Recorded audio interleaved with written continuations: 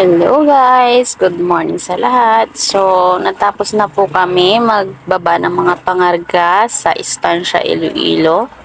So, ngayon is babiyahin na naman kami papuntang Banga, Aklan. So, yeah. So, apat po kami dyan. Si Hubby, tsaka yung dalawang stripper na yung nagbababa ng mga pangarga namin.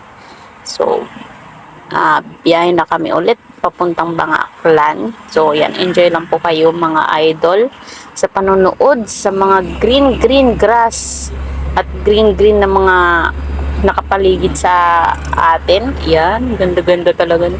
Ang ganda talaga pag nasa probinsya ka nakatira. Yan.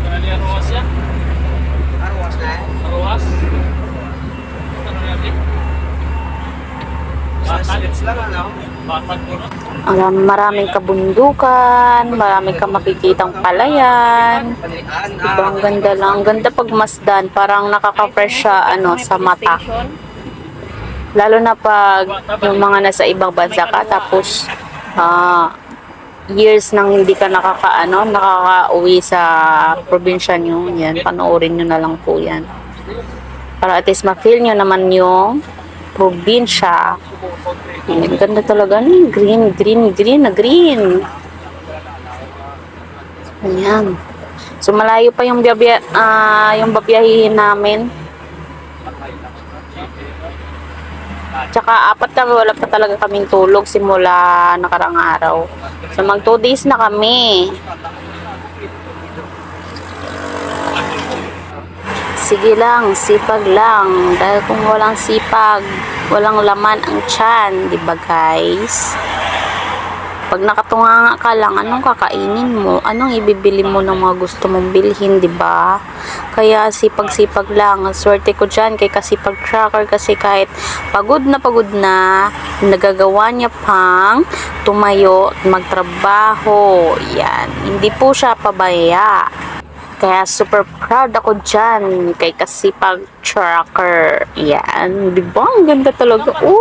Yan yung nakabundok na mga puno na yan. Bato po yan yung niya.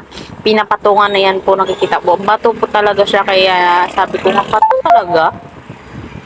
So, dami talaga dito na palayan.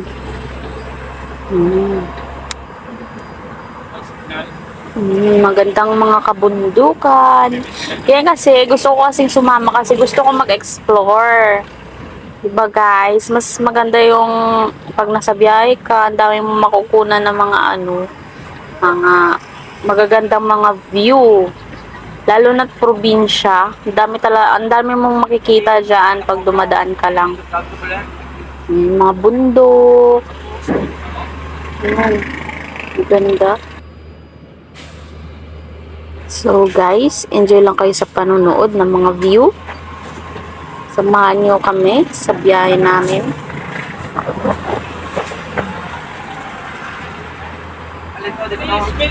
Diba guys, ang ganda talaga. Dahil mga sugar cane, saka mga mais na mga pananim.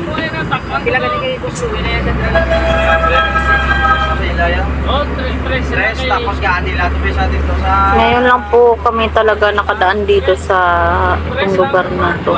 Kasi minsan doon po kami sa kabila dumadaan. Ito po kasi bali shortcut po siya pero malayo lang po. Kaysa naman po na iikot ka pa kami doon sa kabila, babalik pa kami doon. Dito na lang po kami dumaan para diretsahan na lang. Guys, enjoy lang kayo sa panonood Yan yung namin, hatak-hatak namin container. 20 footer po yan. Ikaw, driver ka mo, pero makalipay ka na 200. Yan. Diba? So, nandyan din yung statue ni Papa Jesus na malaki. Yun. So, thank you guys sa panonood sa aking short video. Bye-bye!